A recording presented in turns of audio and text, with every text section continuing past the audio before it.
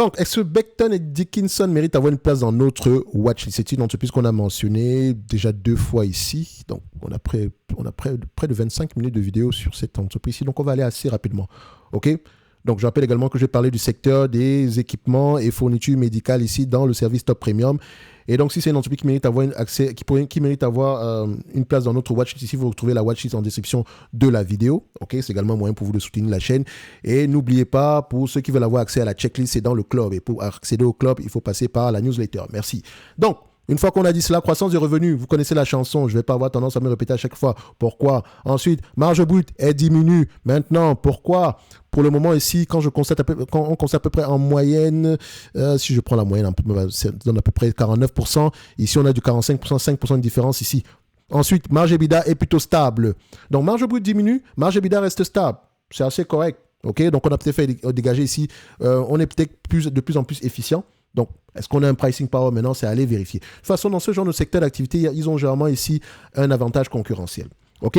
Ensuite, net income, free cash flow, est-ce que les deux parlent le même langage? Je vous ai toujours dit que l'analyse quantitative, c'est la partie la plus facile.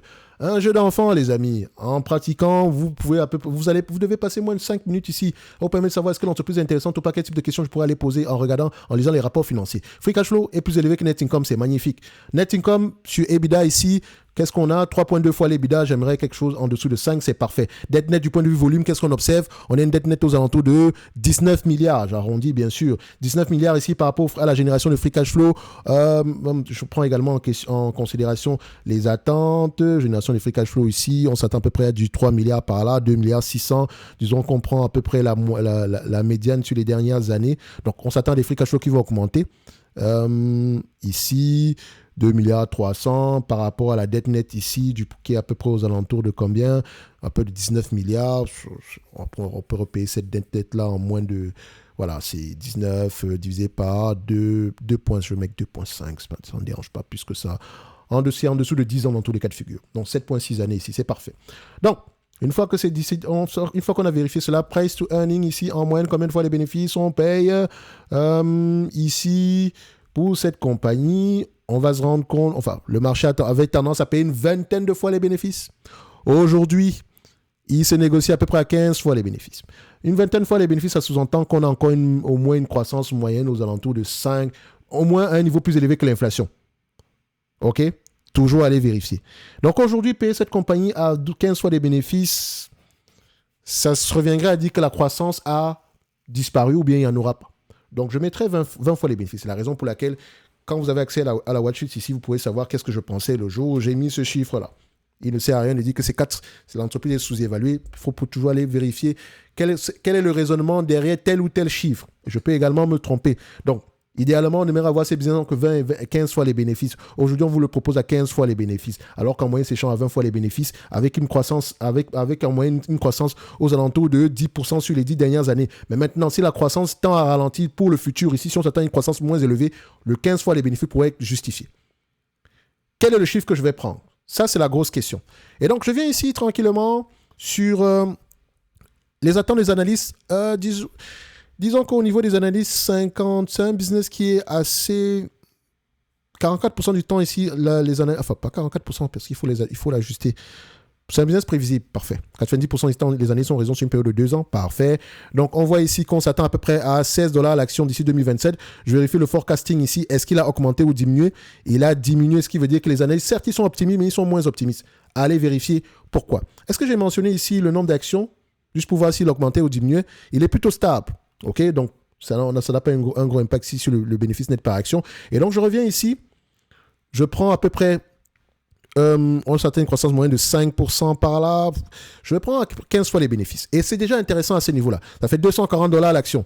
$240 l'action, moins la dette nette. $240 l'action, moins la dette nette. On a une dette nette aux alentours de combien? 64. 240 moins 64, ça donne à peu près aux alentours de $176. $176. En date d'aujourd'hui, si l'entreprise vous distribue la totalité des bénéfices nets en dividendes, vous avez à peu près un rendement de combien par rapport au prix actuel? Ça donne à peu près un rendement aux alentours de 9%. Donc, si le dividende ici peut aller jusqu'à 9%. Actuellement, c'est 8%. Le plafond de verre, actuellement, on distribue 2,4%. Donc, il y a une croissance du dividende derrière. intéressant à aller regarder. Donc, Becton et Dickinson pourrait être une entreprise intéressante au prix actuel.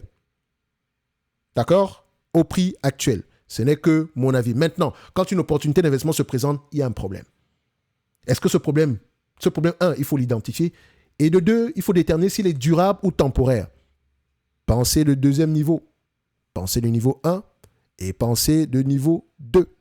Allez regarder. N'oubliez pas. Pour ceux qui ont lu à peu près la chose la plus importante. Bref, je ne vais pas revenir dessus. Donc, cette compagnie-ci mérite d'avoir une place dans n'importe quel watchlist. Ça, ce n'est que mon avis. OK? Je mettrai mon target price à $176 l'action. Donc, $176 l'action. Donnez-moi juste un instant. 176. Le dernier target ici était à combien? Donc, voilà. $176 l'action. 1,76. Dans la watchlist, vous allez dire, oh, mais l'entreprise est correctement évaluée. Non, ben, c'est toujours également intéressant de regarder le PER en année N+3. Vous marquez ici qu'il est à 10. Donc, ça peut être intéressant. Quand il est même à 15, c'est intéressant. Donc, c'est une entreprise intéressante à aller regarder en profondeur. Identifier le problème et déterminer si ce problème est durable ou temporaire. Si on revient à 20 fois les bénéfices, c'est $320 l'action. $320 l'action moins la dette nette à 64, ça donnera à peu près aux alentours ici des 256. Bref, si on a une revalorisation des multiples, tant mieux. Si on reste à peu près à ce niveau, c'est pas plus mal que ça du moment où on génère à peu près les free cash flow attendus. Ceci n'est que mon avis, non un conseil d'investissement comme d'habitude. Je me réserve pleinement le droit de me tromper. Vous allez retrouver la note d'analyse sectorielle dans le top premium. La watchlist ici, en description de la vidéo également. Et pour avoir accès à la checklist dans le club ici, vous passez par la newsletter. En tout cas, un like, un abonnement, un commentaire. Après, vous faites ce que vous voulez. Merci, au revoir.